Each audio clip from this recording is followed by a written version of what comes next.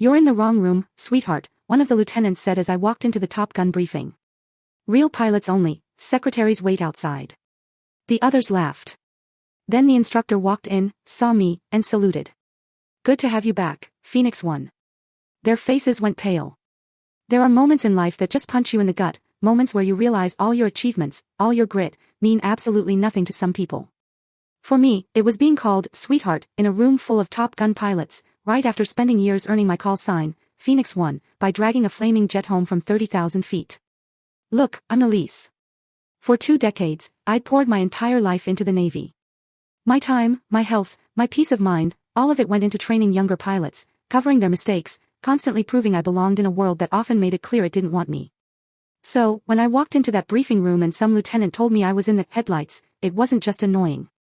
It was a raw slap in the face. But I didn't argue. I didn't explain. I just waited. Have you ever been underestimated so completely that proving them wrong wasn't even satisfying, just utterly inevitable? That Tuesday felt like any other. The Nevada sun beat down, bleaching the tarmac outside.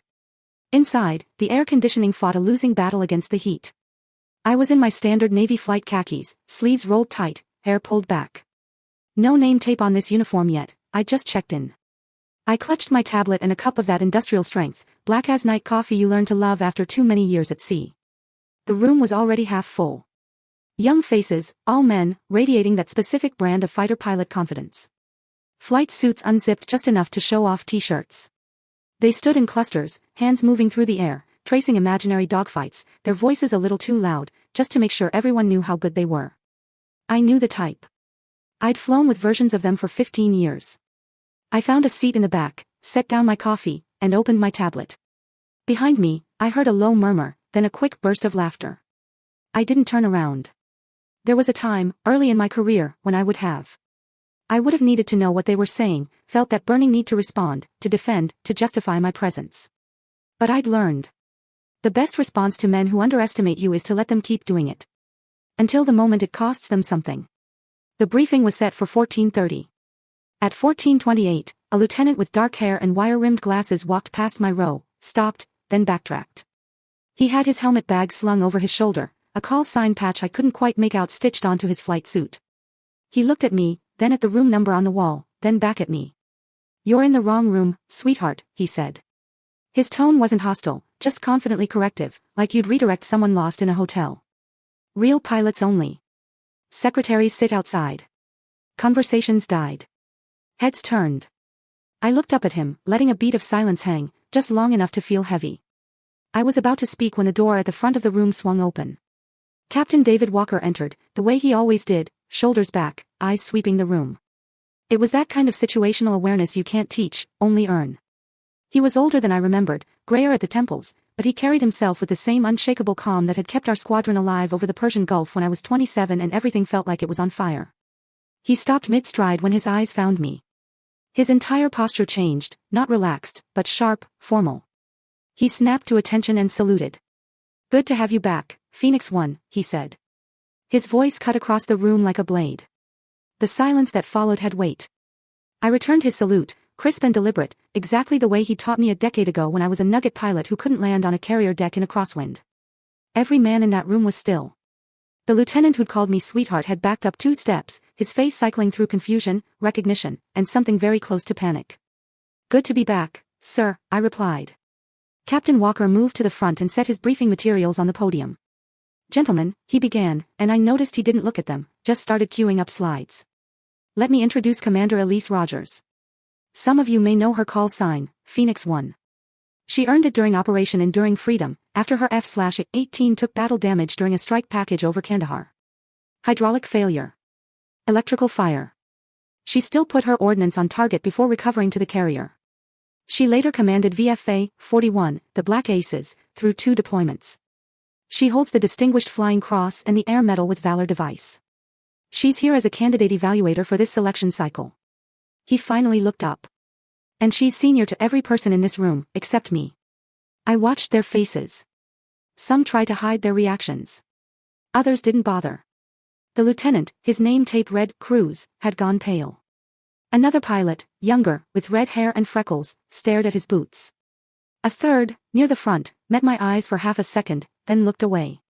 I understood what was happening in their heads. They were recalculating, running through everything they'd said in the last 20 minutes, wondering if I'd heard, wondering what it would cost them. Captain Walker started the briefing. It was technical, focused, the usual rundown of training objectives and evaluation criteria for the Naval Fighter Weapons School. Nobody called it Top Gun officially anymore, but that's what it was. I took notes on my tablet, asked 2 clarifying questions about the syllabus timeline, and stayed quiet otherwise. When Walker dismissed the group, the pilots filed out in silence. Cruz lingered near the door, like he wanted to say something, but I didn't give him an opening. I gathered my materials and walked to the front. You didn't have to do that, I told Walker once we were alone. Do what? The introduction. They would have figured it out eventually. He smiled. It was the kind of smile that didn't quite reach his eyes. Eventually isn't the same as immediately. And you outrank most of the instructors here, too. They needed to know. I don't need you to fight my battles, David. I'm not fighting your battles.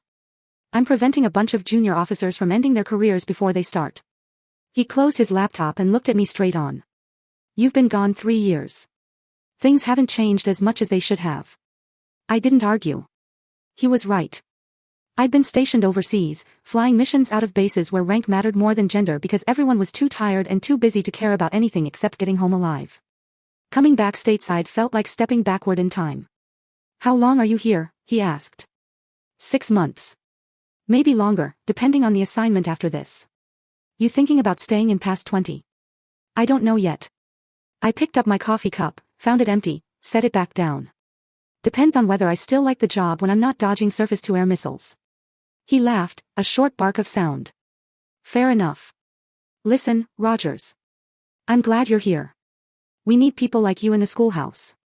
People who've actually done the job, under fire. You mean women? I mean pilots who know what the hell they're doing and can teach these kids how not to die. He paused. But yeah. Women too. It matters that they see you here, whether they know it yet or not. I left the building 20 minutes later and walked back across the base towards the bachelor officers' quarters. The sun was lower now, the air still hot but losing its edge. I passed the flight line. Rows of F divided by a -18s, wings folded, canopies glinting. I'd spent half my adult life in airplanes like those. Strapped into an ejection seat, helmet on, the ocean 5 miles below. It was the only place I'd ever felt completely sure of myself, completely free of doubt. On the ground, everything was complicated. In the air, it was simple. Fly the aircraft. Complete the mission. Bring everyone home. I thought about Cruz and his comment. Secretaries sit outside. And I felt nothing. Not anger, not vindication, not even satisfaction. Just a kind of tired familiarity. I'd heard versions of that line 100 times over the years. You get used to it, or you don't. And if you don't, you leave. I'd stayed because I was good at the job, and because leaving would have meant letting people like him win by default. But some days, I wondered what it would have been like to choose a career where competence was assumed instead of constantly tested. My phone buzzed. A text from Walker, drinks later, if you want to catch up properly. I sent back a thumbs up emoji and kept walking. The air smelled like jet fuel and dust, familiar and clean in a way that made sense to me. Somewhere behind me, an aircraft engine spooled up for a test run. The sound rising and falling like breathing. I'd be back in a cockpit in 2 days for my requalification flights. Until then, I had paperwork, briefs, and a room full of young pilots who were just beginning to understand that the person they'd underestimated was about to evaluate whether they were good enough to be here at all. So, how did I even get here? I joined the Navy at 19, honestly, because I didn't know what else to do. My dad had been a Marine, and he swore the military would give me structure, purpose, and a way to pay for college. He was right about 2 of those 3 things. I enlisted as an aviation electronics technician, E3. For 2 years, I was on a carrier, turning wrenches on radar systems, learning how aircraft actually worked from the inside out. I was good with my hands, good with circuits and schematics. I liked the work. But I spent those 2 years watching the pilots walk past me on the flight deck, and something in me just wanted that. Wanted the freedom of it, the complexity, the way everyone looked at them. So, I applied to officer candidate school.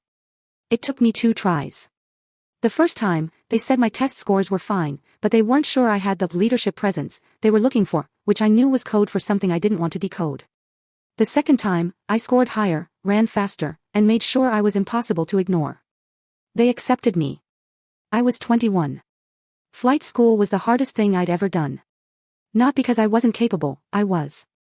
But because I was always half a step behind in the informal knowledge, the unspoken rules, the camaraderie that formed so naturally among the men in my class. It felt like I had to earn access to it. I studied twice as long, flew every extra hop I could get, and kept my mouth shut when the jokes got uncomfortable. I earned my wings at 25 and got assigned to a fleet squadron, VFA 105, the Gunslingers, flying F/A-18 Hornets off the USS Harry S. Truman. My first cruise was terrifying and exhilarating in equal measure. I learned how to land on a carrier deck at night in bad weather. How to refuel from a tanker at 20,000 feet. How to put a bomb on target from a dive angle that made your vision gray at the edges. I also learned how to be the only woman in a ready room full of men who didn't quite know what to do with me. Some ignored me. Some went out of their way to help. A few made it clear they thought I didn't belong there and never would. I stopped caring which category anyone fell into and just focused on being better than all of them. The call sign came during my second deployment. We were flying strikes into Afghanistan, close air support for troops in contact, those missions where you're on station for hours, then everything happens in 90 seconds. I took a hit from ground fire, small arms. A lucky shot that punctured a hydraulic line and started an electrical fire in the cockpit. The controls went sluggish, alarms screamed, smoke filled the space around me. I still had ordnance loaded, a target marked, and a forward air controller on the radio telling me they needed that bomb right now or people were going to die. So, I put it on target. I rolled in, pickled the GBU, pulled off, and flew that dying aircraft back to the carrier with one good hydraulic system and half my electrical panel dark. I trapped on the third wire, shut down the engine, and climbed out to find the deck crew staring at me like I'd grown a second head. The fire had burned through part of the cockpit paneling. The maintenance chief told me later that if I'd stayed airborne another 10 minutes, the flight control computer would have failed completely, and I'd have had to eject over the ocean. Captain Walker, who was my squadron commanding officer then, called me into his stateroom that night. He poured me a bourbon, which was technically against regulations underway, but nobody was going to mention it. That was either the gutsiest or the stupidest thing I've ever seen, he said. Both, sir, I told him. He laughed. Fair assessment. You know what a phoenix is. A bird that rises from fire. Yeah. That's you now. Phoenix 1. He raised his glass. Welcome to the fraternity, Rogers. The call sign stuck. Within a week, everyone on the ship knew the story. Half of them exaggerated, but the core of it was true. I became the pilot who'd flown a burning jet back to the boat and landed it like it was a routine day. The respect that followed wasn't universal, but it was real. People stopped questioning whether I could handle the job. They started asking me for advice instead. I made lieutenant commander at 32 and got my own division to lead. At 35, I fleeted up to command VFA 41, the Black Aces, one of the oldest and most decorated squadrons in the Navy. I took them through 2 deployments, one to the Western Pacific, one to the Persian Gulf, and brought everyone home alive both times. That's the metric that matters in naval aviation. Did everyone come back? Everything else is secondary. I earned the Distinguished Flying Cross for a mission over Yemen, leading a strike package through heavy anti-aircraft fire to take out a weapons cache that intelligence said was supplying insurgents. We took fire going in and coming out. One of my pilots got hit, lost his radio, and I talked him back to the tanker using hand signals through the canopy, then escorted him 300 miles to the carrier because his navigation system was fried. The Air Medal with Valor came from a different mission, a different war. Details I don't talk about much, because some of it is still classified, and some of it I just don't want to remember. Walker stayed in touch through all of it. He made captain, got assigned to Top Gun as an instructor, and eventually became the officer in charge of curriculum development. When my squadron command tour ended, and I was due for a new assignment, he called me. Asked if I wanted to come to Fallon, teach the next generation, help shape the program. I said yes. Because I trusted him. Because I was tired of deploying. And because part of me wanted to see if I could still do the job without the adrenaline. I arrived at Naval Air Station Fallon on a Monday in late September. Checked into the bachelor officers' quarters and spent the first week reading through training materials and requalifying in the aircraft. The base felt different from a carrier, more permanent, less transient. But the flight lines smelled the same, sounded the same. I flew 3 hops that week, each one sharper than the last. My hands remembered the controls like muscle memory that had never faded. It was on the second week, during that briefing in room 7, that I realized how much the job had changed, and how much it hadn't. The young pilots in that room weren't worse than the ones I'd flown with 15 years ago. They were just the same, confident, skilled, and in some cases, blind to their own assumptions. I didn't blame Cruz for what he'd said. He didn't know who I was. But I also didn't excuse it. Because ignorance isn't the same thing as innocence. And at some point, you're responsible for what you don't know. That night, I met Walker for drinks at a quiet bar off base, dim lighting, old country music on the jukebox. We sat in a booth near the back, talking about the people we used to fly with, the ones who'd stayed in, the ones who'd gotten out, the ones who hadn't made it home. He told me about his kids, 2 daughters, both in college now.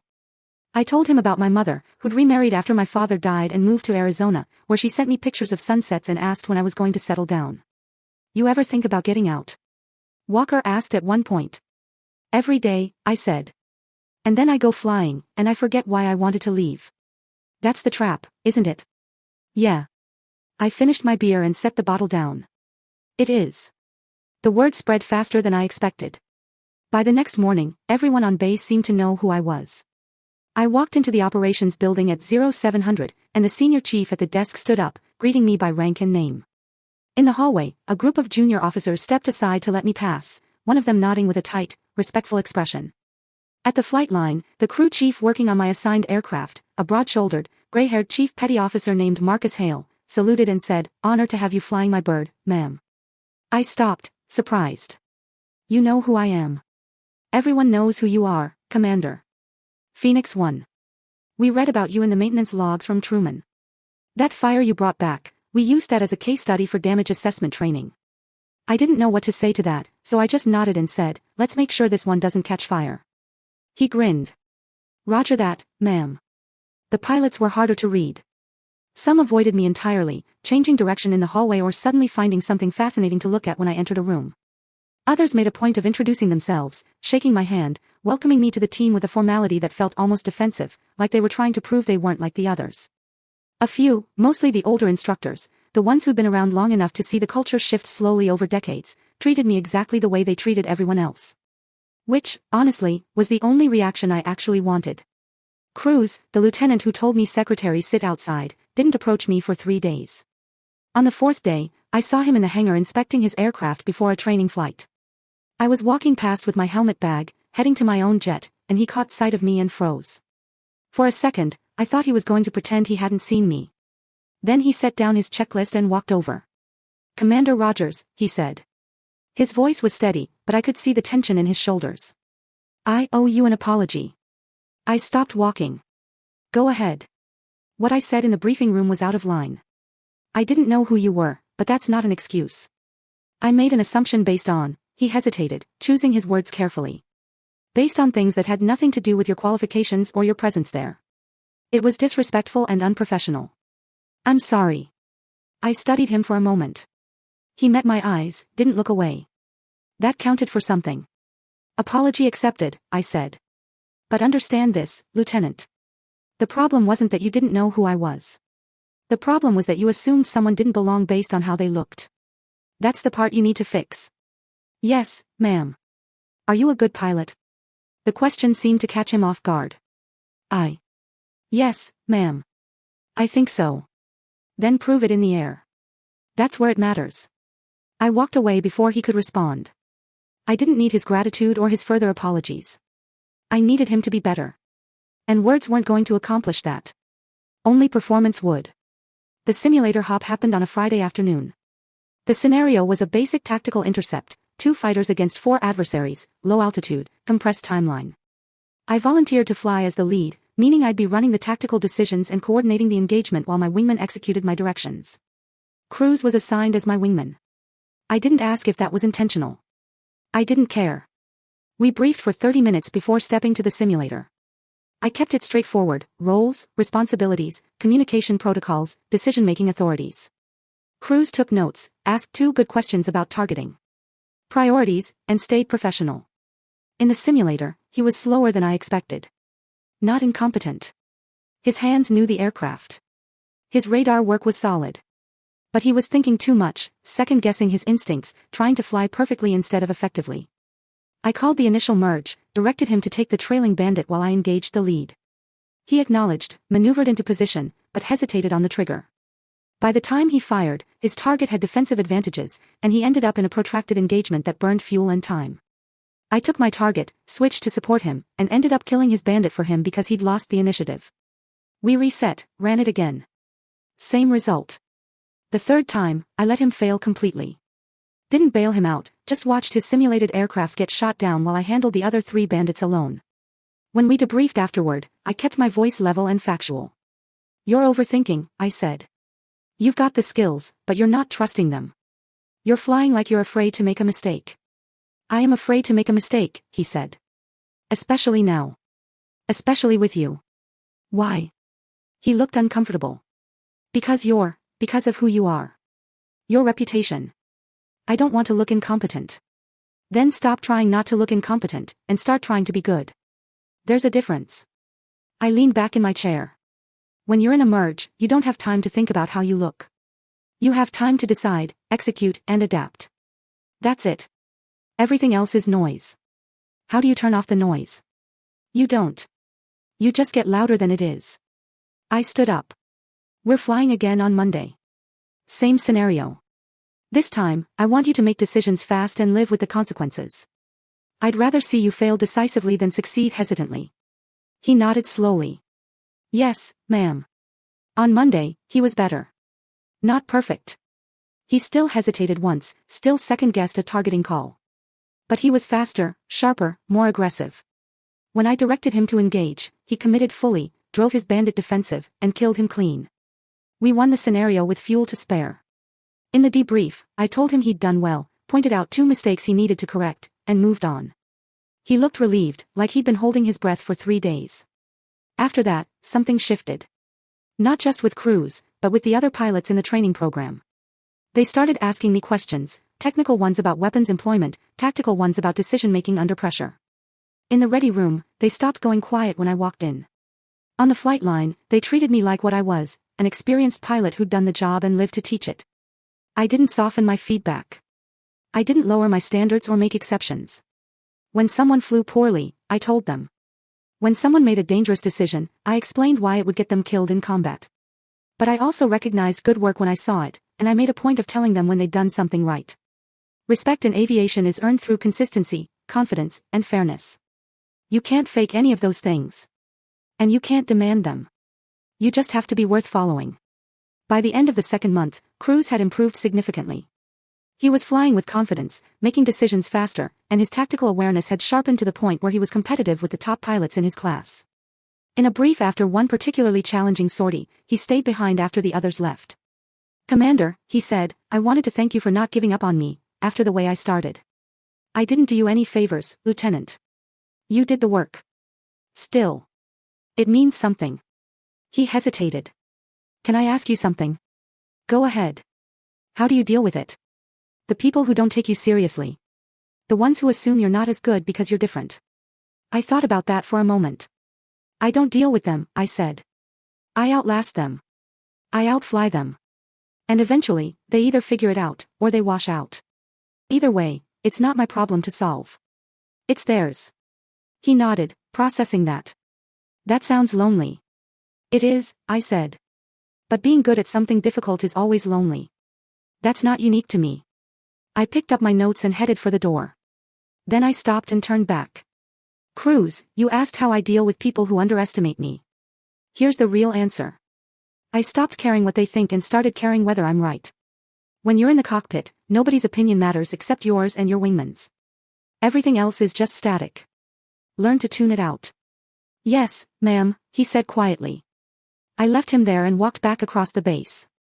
The sun was setting, painting the desert sky in shades of orange and red. Somewhere overhead, a pair of F divided by a -18s made their approach to the runway, their engines roaring in the distance. I watched them land, one after the other, precise and controlled. It reminded me why I'd stayed in this job for so long. Not because it was easy. Or because people always respected me. Or because I never felt alone. But because when you're flying at 500 knots with a wingman beside you and a mission in front of you, none of that matters. You're just a pilot doing a job. And sometimes, that's enough. 3 months into my assignment at Fallon, I started to feel something I hadn't felt in years, a sense of normalcy. Not comfort, exactly, this job was never comfortable. But a rhythm, a pattern to the days that made sense. Morning briefs at 0800, simulator hops before lunch, flight ops in the afternoon, debriefs until 1700 or later. I ate dinner at the officers' club or cooked simple meals in my temporary quarters, pasta, grilled chicken, salads from a bag. I called my mother once a week, listening to her talk about her book club and her garden. I exchanged emails with old squadron mates, the ones scattered across the fleet, some still flying and others transitioning to staff jobs or civilian life. Walker and I fell into a routine of meeting for coffee on Friday mornings before the weekend training schedule kicked in. We'd sit in his office, door closed, and talk through the week's challenges, which students were progressing, which ones were struggling, what adjustments needed to be made to the syllabus. He valued my input in a way that felt genuine, not performative. When I disagreed with him, he listened. When I was wrong, he explained why, without condescension. It reminded me why I'd always respected him, even back when I was a junior officer and he was the commanding officer who terrified everyone. One Friday, he asked me how I was really doing. Not professionally, he could see that for himself. Personally. I'm fine, I said automatically. That's not what I asked. I set my coffee down and looked out the window at the flight line. I don't know how to answer that question anymore, David. I've been doing this job for 15 years. I don't know who I am when I'm not doing it. That's not uncommon. I know. But it feels like it should be. I turned back to him. I see these young pilots, crews, more, the others, and they have lives outside the squadron. Relationships, hobbies, plans for after they get out. I don't have any of that. I have this job, and a handful of people I used to deploy with who I barely talk to anymore. Do you regret it? No. But I wonder sometimes what it cost me. He was quiet for a moment. Then he said, you know what the hardest part of this job is? It's not the flying. It's not the danger. It's the fact that you give everything to it, and at the end, it just moves on without you. You retire or you transfer, and a week later, someone else is sitting in your seat, and the squadron keeps going like you were never there. That's bleak. It's honest. He leaned back in his chair. But here's the other side of it. The pilots you train, the ones you teach how to survive, they carry you with them. Maybe they don't remember your name in 20 years, but they remember what you taught them. And if that saves their life, or their wingman's life, then it mattered. You mattered. I didn't have a response to that. It felt true and inadequate at the same time. Like most truths about military service.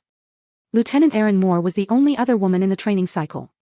She was an F/A-18 pilot from VFA 25, quiet and competent, the kind of officer who did her job well without needing recognition for it. We'd exchanged polite greetings in the hallway a few times, but hadn't really talked until one afternoon when she knocked on my office door and asked if I had a few minutes.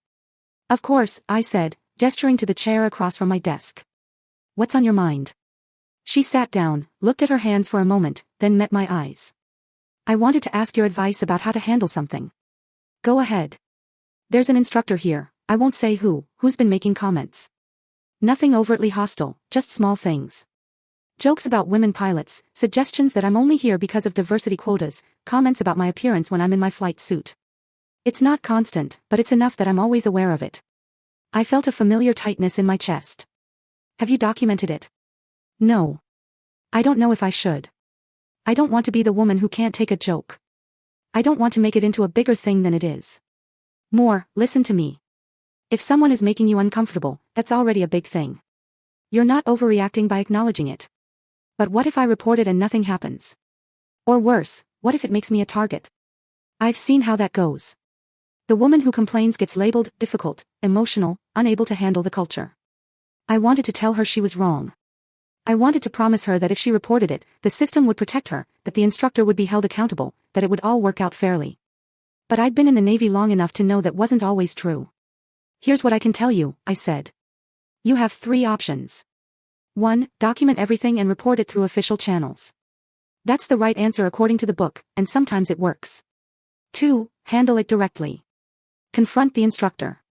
Tell him the behavior is unacceptable and make it clear that if it continues, you will report it. 3. Ignore it and focus on flying better than everyone else, which is what I did for most of my career. Which one do you recommend? Honestly, I don't know anymore. I used to think option 3 was the only viable choice. Now, I'm not sure that was right. I survived, but I shouldn't have had to survive. None of you should. She nodded slowly. What would you do now? If you were in my position? I'd confront him directly.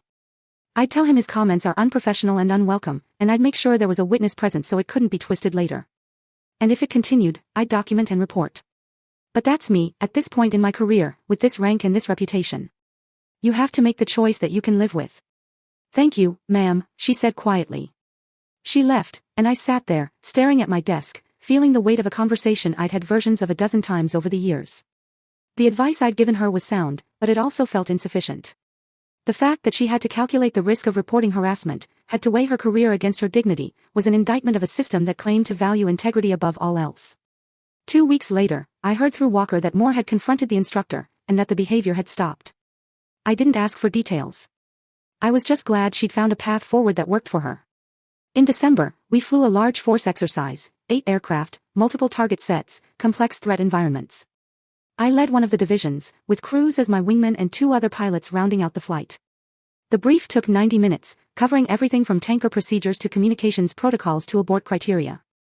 By the time we stepped to the aircraft, everyone knew their role. The mission went better than I expected. Crews flew solid wing, stayed in position, executed every directive without hesitation. When we hit the target area, and the simulated surface-to-air threats activated, he kept his composure, employed countermeasures correctly, and stayed offensive. We put all our ordnance on target, egressed clean, and recovered to base with no issues. In the debrief, I highlighted his performance as an example of disciplined execution under pressure. Afterward, as we were walking back to the operations building, he said, "Commander, can I ask you something?" "Sure." "When you were flying combat, real combat, not training, were you ever scared?" I stopped walking and looked at him. "Every single time." "But you didn't show it." "Showing it doesn't help anyone." "But yeah, I was scared." "Fear is not the problem. The problem is letting it make your decisions for you." He thought about that. "How do you keep it from taking over?" "You focus on the task. You trust your training. And you remember that your wingman is depending on you to do your job the same way you're depending on them. That's bigger than fear." "Did you ever lose anyone? Someone you were flying with?" I didn't answer right away. The question had weight, and I wanted to give it the respect it deserved. "Yes," I said finally. "Twice. Both times in combat. Both times there was nothing I could have done differently. That doesn't make it easier, but it's the truth." "Do you still think about them?" "Every day." We walked the rest of the way in silence. When we reached the building, he stopped and said, "Thank you for teaching me, ma'am. I know I didn't make it easy at first." "You're doing fine, Cruz. Keep it up." That night, I sat in my quarters and pulled up old photos on my laptop, pictures from deployments, from squadrons I'd served with, from missions I'd flown. Faces I hadn't thought about in months or years. Some of them were still flying. Some had gotten out. 2 of them were gone. I closed the laptop and sat in the dark for a while, thinking about the cost of this job, the weight of carrying other people's lives in your hands every time you strapped into a cockpit. It never got lighter. You just got stronger. In late January, Cruz deployed with his squadron to the Western Pacific. I got an email from him a week after he left, brief and professional, thanking me for the training and saying he'd carry the lessons forward. I didn't reply immediately. I wasn't sure what to say, and I'd never been good at the sentimental side of mentorship. But 2 months later, I received another message, longer, this time sent from a ship-based email account with intermittent connectivity. "Commander Rogers, I wanted to write and tell you something that happened yesterday. We were flying a mission in support of a joint exercise, details I can't share, but it was complex, high-tempo, multiple threats. At one point, my flight lead got task-saturated, started making decisions too slowly, and I had to step up and take tactical control of our section. I remembered what you told me, make decisions fast and live with the consequences. So, I did. I called the shot, repositioned our element, and we completed the objective without incident. Afterward, my flight lead thanked me, said I'd kept him from making a mistake that could have compromised the mission. And I realized that I'd finally stopped flying scared. I was flying like you taught me. Trusting my training, trusting my instincts, focusing on the task instead of worrying about how I looked doing it.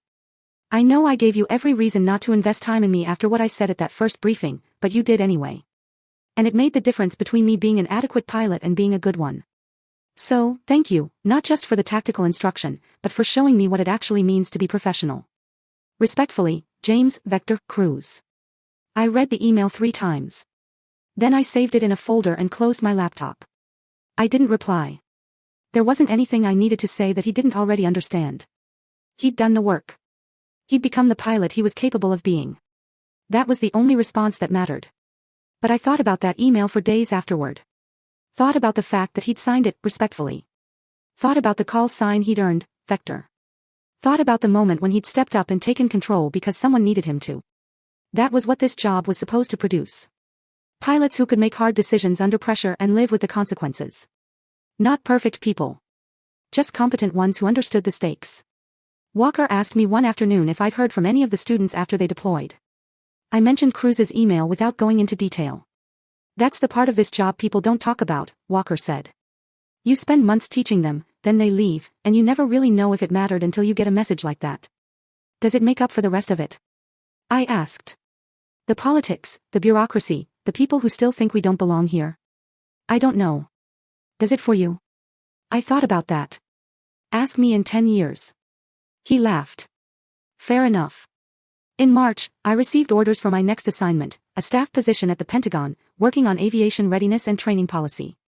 It was the kind of job that meant long hours, no flying, and influence over programs that affected thousands of pilots I'd never meet. It was also the kind of job that signaled the Navy was taking me seriously as a senior officer, that they saw me as someone worth investing in for higher leadership roles. I wasn't sure how I felt about it. Part of me wanted to stay at Fallon, keep teaching, keep flying. Part of me was ready for something different, something that didn't involve strapping into an ejection seat and trusting my life to a machine. I called my mother and told her about the orders. She was thrilled. She'd always worried about me flying, had spent years picturing worst-case scenarios every time I deployed. A desk job in Washington meant I'd be safe, stable, closer to normal. Are you happy about it? She asked. I don't know yet, I told her. Ask me when I get there. I had 3 months left at Fallon. I spent them the way I'd spent the previous 6, teaching, flying, mentoring the next group of pilots who came through the program. Some of them knew who I was before they arrived. Others found out the same way Cruz had, through a moment of surprise, recalibration, and eventual respect. I stopped trying to predict which category people would fall into. It didn't matter. What mattered was whether they could fly, whether they could lead, whether they could handle the job when it stopped being theoretical and started being real. On my last day, Walker took me to lunch off base, the same bar where we'd had drinks 6 months earlier. We sat in the same booth and ordered the same food. For a while, we just talked about nothing, sports, the absurdity of military bureaucracy. Then he set down his beer and said, "You made a difference here, Elise. I know it didn't always feel like it, but you did. I just did the job. That's exactly why it mattered. You didn't make it about proving a point. You made it about being good at what you do. And that's what they needed to see." I didn't know how to respond to that, so I just nodded and finished my drink. That night, I packed my belongings into my car and drove off the base for the last time. I stopped at the gate, looked back at the flight line in the rearview mirror. Rows of aircraft parked under floodlights, the desert sky, dark and full of stars. I thought about all the hours I'd spent in planes like those. All the missions I'd flown. All the people I'd served with. Some of them were still out there, still flying. Some had moved on to other things.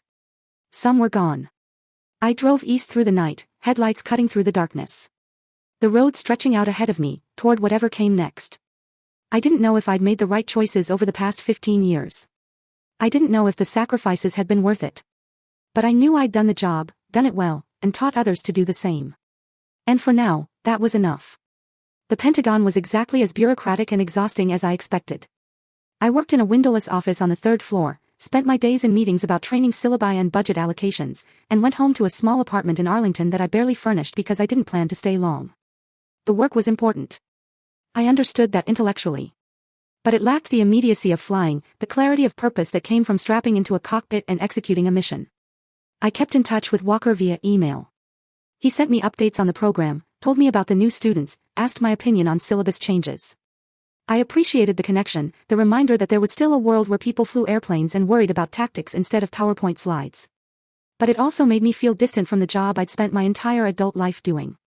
6 months into the Pentagon assignment, I received a message from the Chief of Naval Personnel's office. They wanted to discuss my future career path, potential command opportunities, timelines for promotion to captain. It was the kind of meeting that could determine the next 5 years of my life. I prepared for it the way I'd prepare for a check ride, reviewed my record, anticipated questions, made sure I knew what I wanted before I walked into the room. The meeting was professional, direct. They asked if I was interested in major command, an aircraft carrier, an air wing, a significant shore installation. I said yes, because saying no would effectively end my upward trajectory, and I wasn't ready to do that yet. They asked if I was willing to accept another staff tour before that happened. I said yes again, because that was the expected answer, and because I understood how the system worked. Afterward, I walked through the Pentagon corridors and felt a strange sense of disconnection, like I was moving through someone else's life. This was the path I'd chosen, or the path that had chosen me. But it didn't feel like mine anymore. It felt like a role I was playing, a script I was following, because I didn't know how to write a different one. I called Walker that night from my apartment. You ever feel like you're doing everything right, but none of it means anything anymore? I asked. Every day, he said. That's why I stayed at Fallon as long as I could. Once you leave the operational world, it's all just abstractions. Important abstractions. But still. How do you deal with it? I remind myself that someone has to do this job, and it might as well be someone who actually understands what the fleet needs. That helps, sometimes. Other times, I just drink bourbon and watch baseball. I laughed. The first genuine laugh I'd had in weeks. That's your professional advice. That's my honest advice. The professional version is, you find meaning where you can, and you trust that the work matters, even when it doesn't feel like it does. That's bleak. It's the military, Elise. We don't do this job because it's easy or because it always feels meaningful. We do it because it has to be done. I sat with that for a while after we hung up. He wasn't wrong. But I also couldn't shake the feeling that I'd given so much to this career, years, relationships, parts of myself I couldn't get back. And I wasn't sure what I'd gotten in return. Rank, respect, a call sign that people recognized. But also loneliness, exhaustion, and a growing sense that I'd optimized my life for a mission that might not ever feel complete. In November, 18 months after I'd left Fallon, I received a message from the Bureau of Naval Personnel. I'd been selected for Major Command. Specifically, I was being assigned as the commanding officer of Naval Air Station Oceana, one of the largest naval air stations on the East Coast, home to multiple fighter squadrons and thousands of personnel. It was a significant assignment, the kind that would position me for promotion to captain and potentially flag rank. I should have been excited. This was what I'd been working toward my entire career. The opportunity to lead at scale, to shape policy and culture, to make decisions that would affect hundreds of pilots and thousands of support personnel. But when I read the message, all I felt was tired. I accepted the assignment because that was what you did. You didn't turn down Major Command unless you were ready to retire. And I wasn't ready for that yet. Or maybe I was, and I just didn't know how to admit it. Before I transferred to Oceana, I took 2 weeks of leave and flew to Arizona to visit my mother. She was 70 now, still sharp and active, living in a retirement community where she played tennis and volunteered at the library. We spent the days hiking in the desert, cooking dinners together, talking about everything except the Navy. It was the most relaxed I'd felt in years. One evening, sitting on her back patio, watching the sunset, she asked me if I was happy. I'm successful, I said. That's not what I asked. I didn't answer right away. The sky was turning purple and orange, the air cooling as the sun dropped below the horizon. I don't know, Mom. I've spent my whole life trying to be good at this job, and I am good at it. But I'm not sure that's the same thing as being happy. Then why do you keep doing it? Because it's what I know. Because I've invested too much to walk away now. Because I don't know who I am if I'm not doing this. She was quiet for a long moment. Then she said, your father used to say something similar. He loved the Marines, gave them everything he had, but at the end, he wished he'd spent more time with us. Wished he'd made different choices. I don't want that for you, Elise. I want you to have a life outside of all this. I have a life. Do you? Or do you have a career that takes up all the space where a life should be? I didn't have an answer to that. We sat in silence and watched the stars come out. And I thought about all the things I'd sacrificed without really choosing to, relationships, stability, the possibility of something beyond the Navy. I told myself it was worth it, that the mission mattered more than personal comfort. But sitting there with my mother, I wasn't sure anymore. I took command of Naval Air Station Oceana in January, 2 years after I'd left Fallon. The change of command ceremony was formal and precise, speeches, salutes, the passing of the organizational flag from the outgoing commander to me. I stood in front of hundreds of personnel and swore to execute the duties of my office to the best of my ability, to lead with integrity and confidence, to uphold the standards of the United States Navy.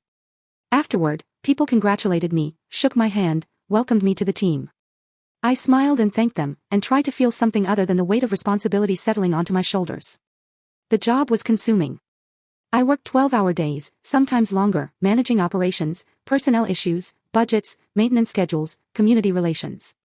I attended meetings with local officials, briefed senior officers on readiness, reviewed incident reports, made decisions that affected thousands of people. It was important work, necessary work.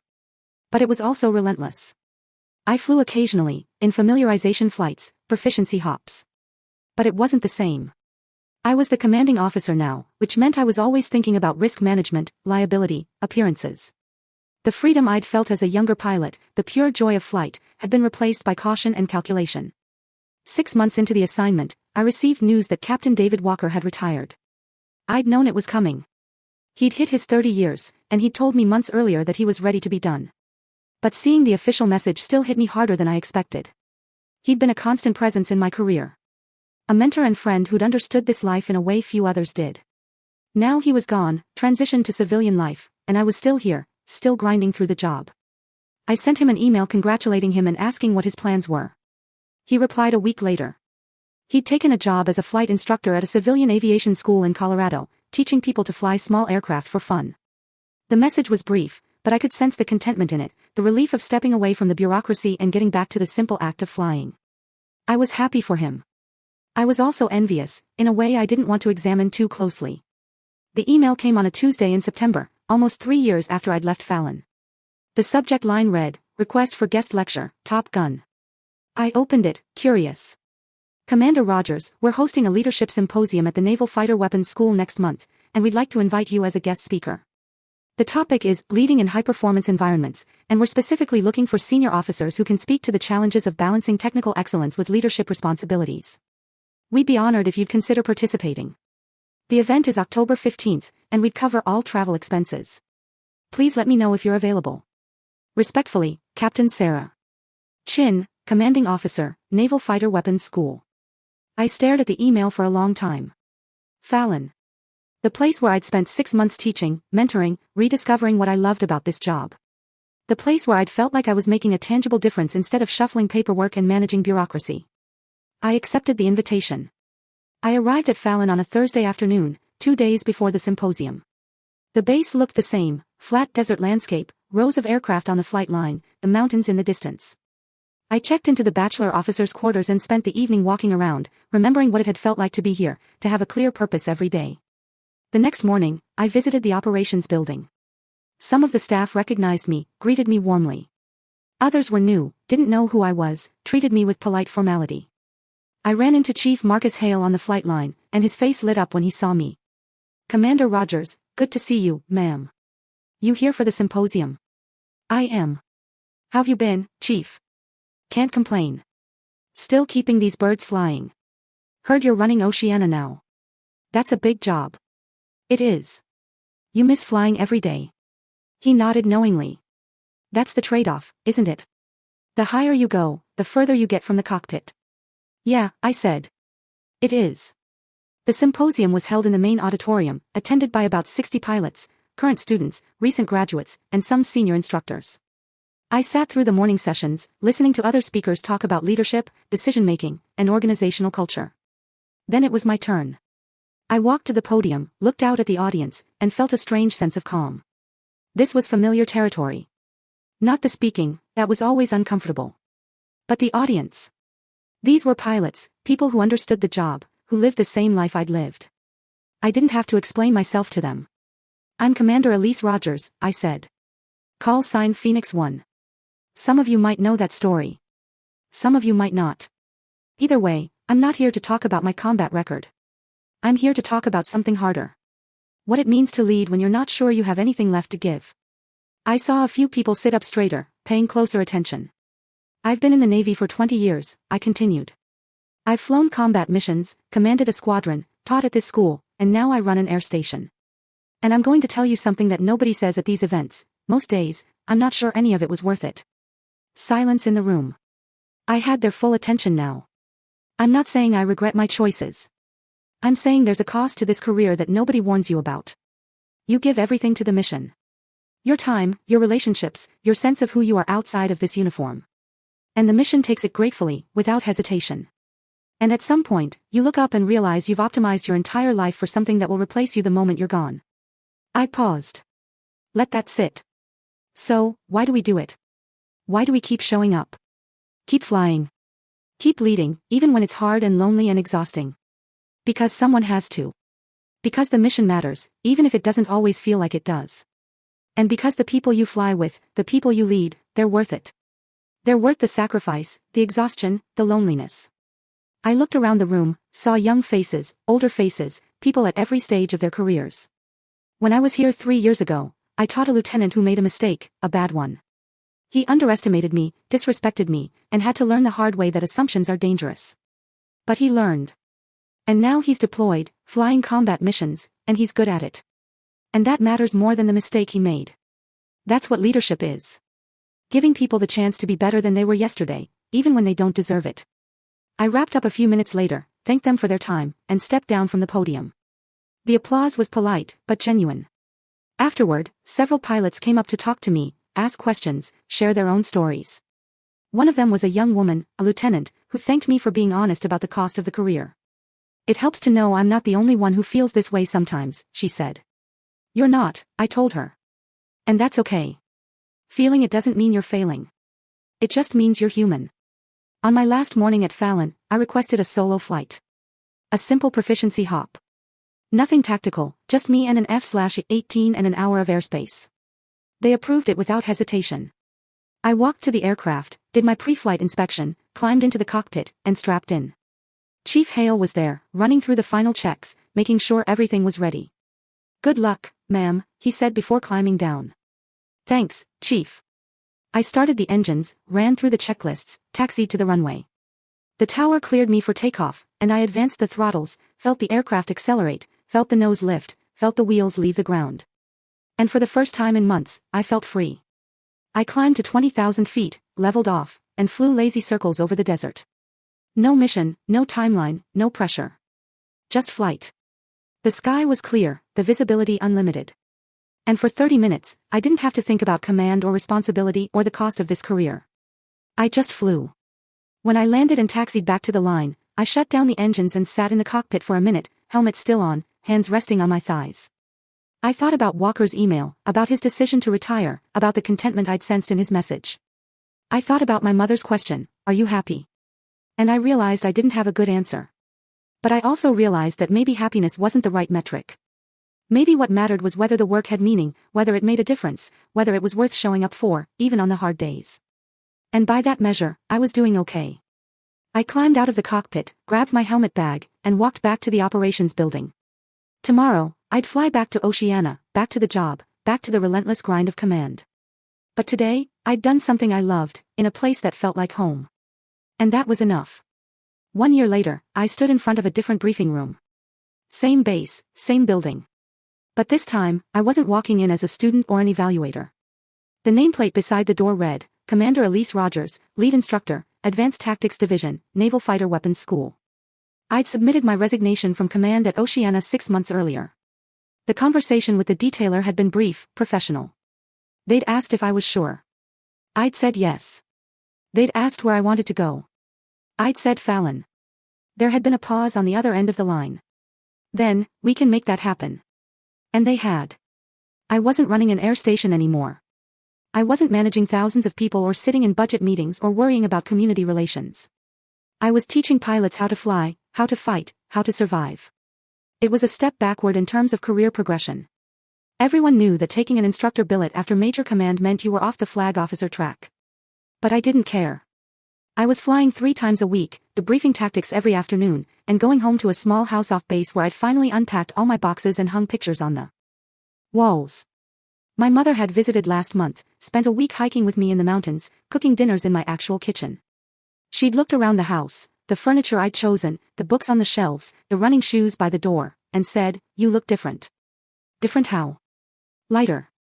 Like you're not carrying something heavy anymore. She was right.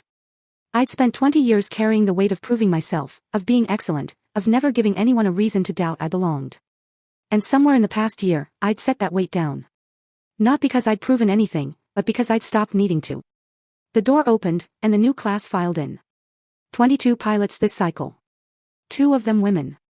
They found their seats, opened their tablets, settled into the focused quiet that preceded every brief.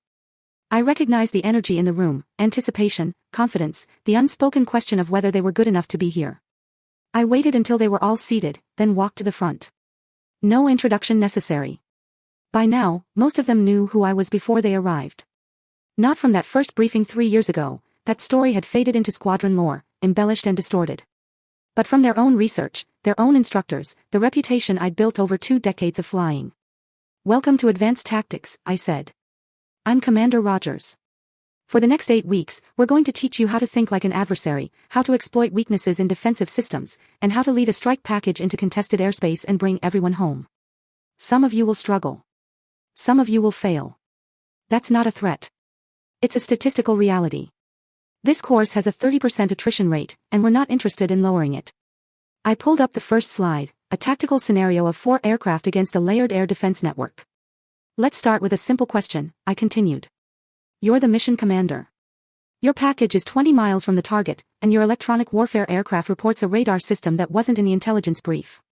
What do you do?" Hands went up. I pointed to a lieutenant in the front row, a pilot from VFA 103 with sharp eyes and a call sign stitched on his flight suit, Blade. "Abort the mission, ma'am. If the threat picture doesn't match the brief, we don't have valid intel to continue." "That's one answer," I said. "Anyone else?" A woman in the third row raised her hand. Lieutenant junior grade, looked young, couldn't be more than 26. Her name tape read, Santos. "Adapt the plan, ma'am. Reroute around the threat.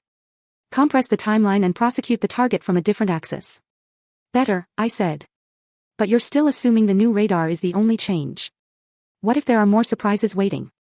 What if your intelligence was compromised from the start?" Silence. They were thinking now, recalculating their assumptions. "The right answer," I said, "is that there is no right answer.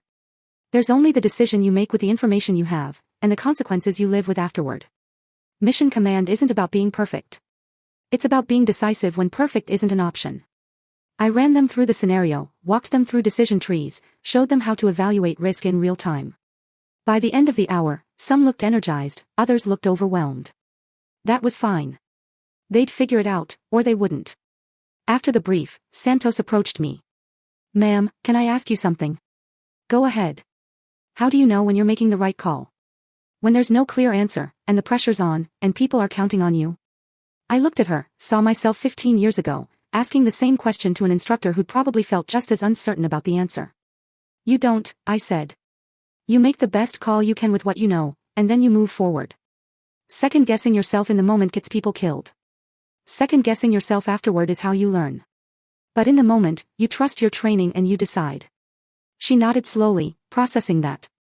"Can I tell you something else?" I added. "The fact that you're asking that question means you're thinking like a leader. A lot of pilots never get there. They're so focused on being right that they freeze when there's no clear answer. Don't be that pilot." "Yes, ma'am. Thank you." She left, and I gathered my materials.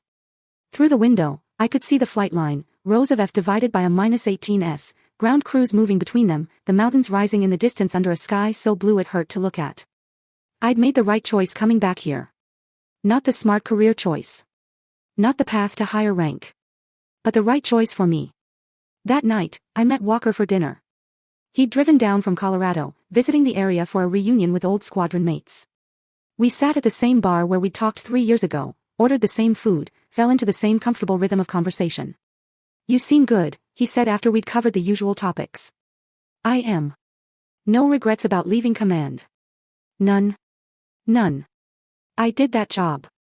It was important. But it wasn't me. This is." He smiled. "I told you years ago that the best part of this job is the people you teach. Glad you figured it out. Took me long enough." We finished our drinks and said goodbye in the parking lot. He'd head back to Colorado in the morning, back to his civilian life, his simple job teaching people to fly for fun. I'd head back to base, back to the simulators and briefs and flight line. Different paths, same underlying truth. We'd both found a way to keep doing what we loved without letting it consume us. I drove home through the desert night, windows down, cool air rushing through the car. When I pulled into my driveway, I sat for a moment before going inside, looking up at the stars scattered across the sky. Somewhere out there, pilots I'd trained were flying missions, making decisions, leading others. Maybe they remembered what I'd taught them. Maybe they didn't. Either way, I'd done my part. Inside, I changed into comfortable clothes, made tea, sat on my couch with a book I'd been meaning to read for months. No paperwork, no urgent emails, no weight of command. Just a quiet evening in a house that finally felt like home. They used to say, real pilots only. Turns out that's exactly what I was, and I didn't need anyone else's validation to know it anymore.